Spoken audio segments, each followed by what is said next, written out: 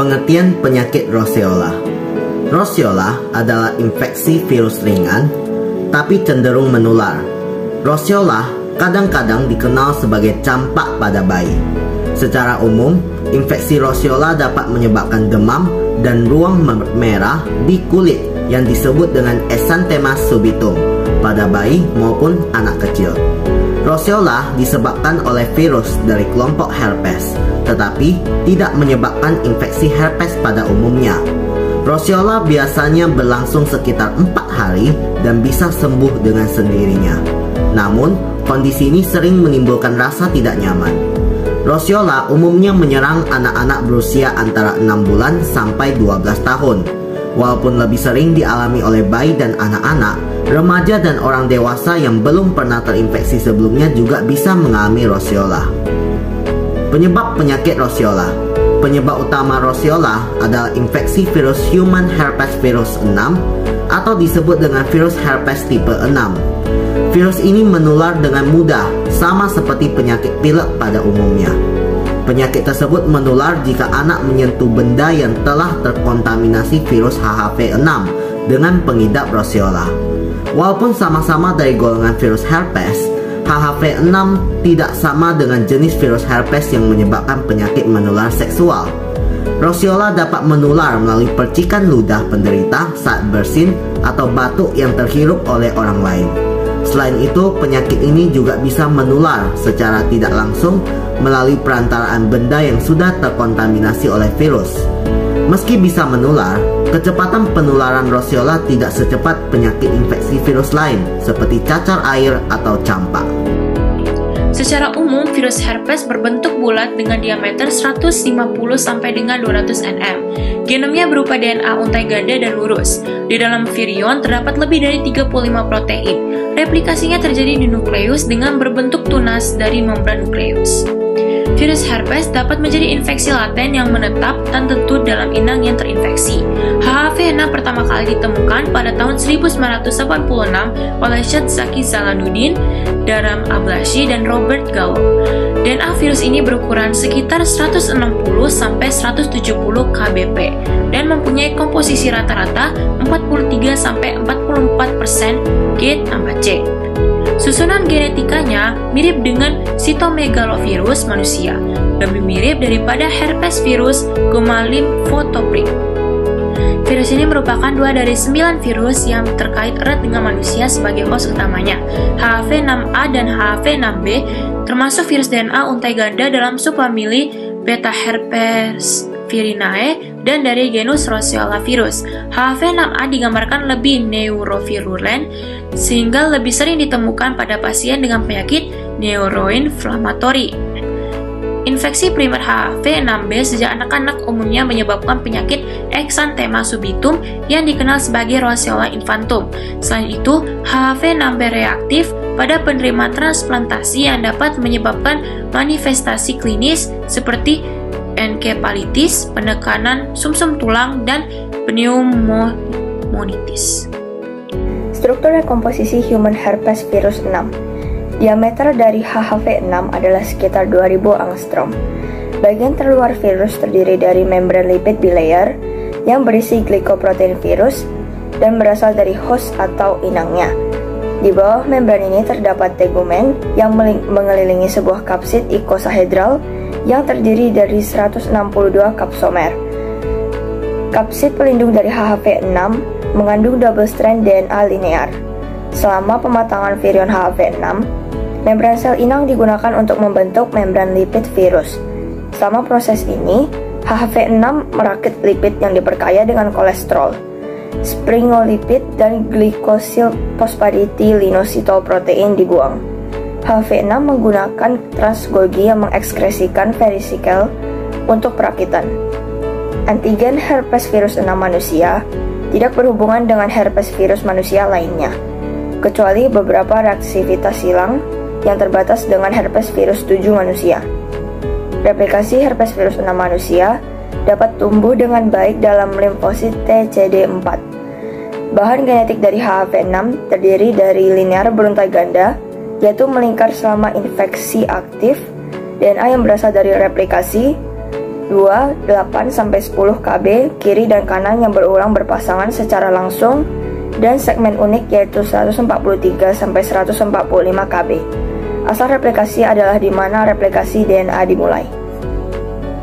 Perkenalkan, nama saya Carolina Kesha Harafa dan hari ini saya akan membacakan bagian tentang replikasi HHV6.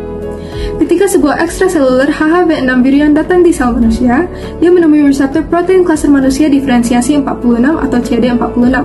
Protein CD46 memiliki wilayah variabel tunggal sebagai akibat dari splicing alternatif. Wilayah ekstraseluler dari CD46 berisi 4 konsensus singkat berulang dari 60 asam amino yang melipat ke dalam beta barrel domain kompak dikelilingi oleh loop fleksibel. Struktur protein CD46 linear untuk mengikat HHV6. Kelenjar ludah telah digambarkan sebagai reservoir in vivo untuk infeksi HHV6.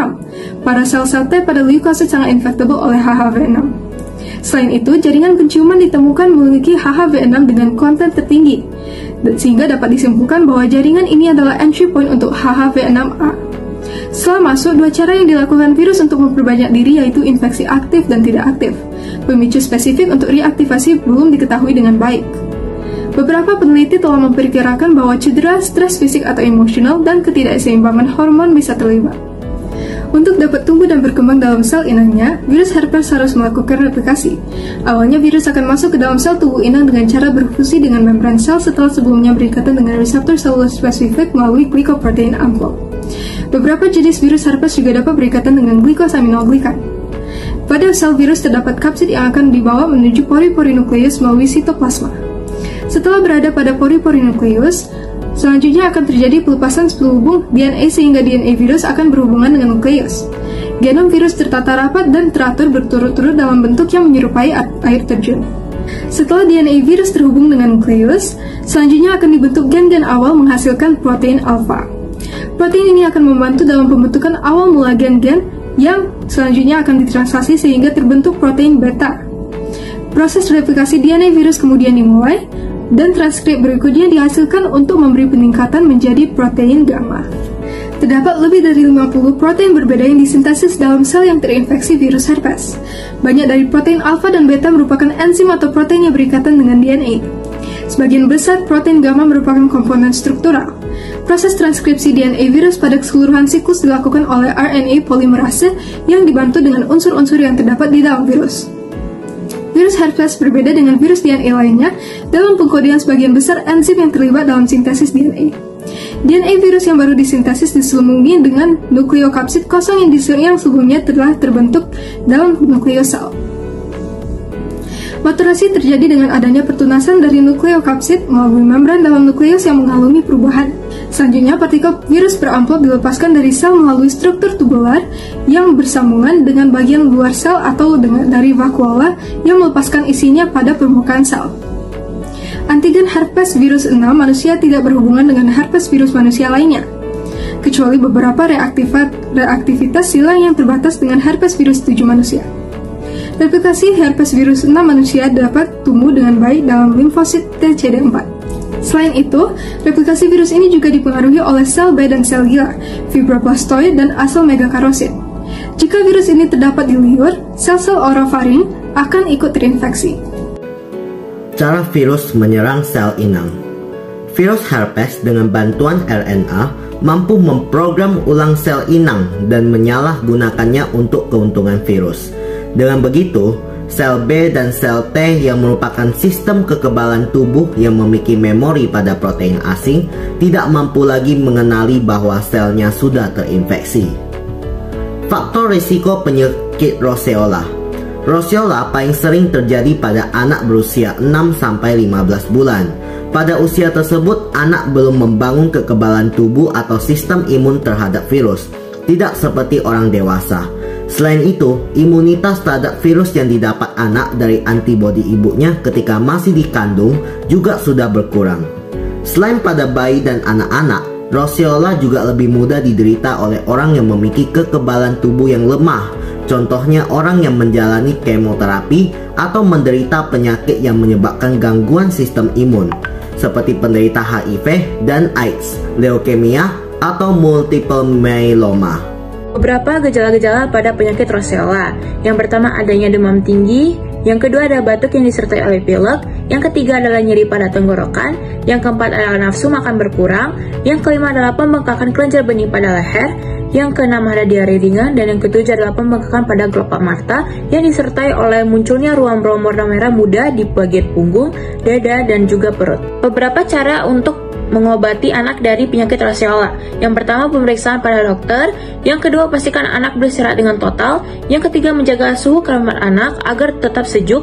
Yang keempat adalah menghindari penggunaan selimut yang terlalu tebal. Dan yang kelima adalah memberikan obat sesuai petunjuk dokter. Berikut adalah pencegahan penyakit roseola. Mencegah roseola pada anak bisa dilakukan dengan cara menjauhkan anak dari pengidap agar tidak tertular. Jika anak mengalami roseola, tunda seluruh aktivitas yang berada di luar rumah hingga gejala hilang sepenuhnya. Menjaga kebersihan di lingkungan anak dan disiplin membiasakan anak mencuci tangan.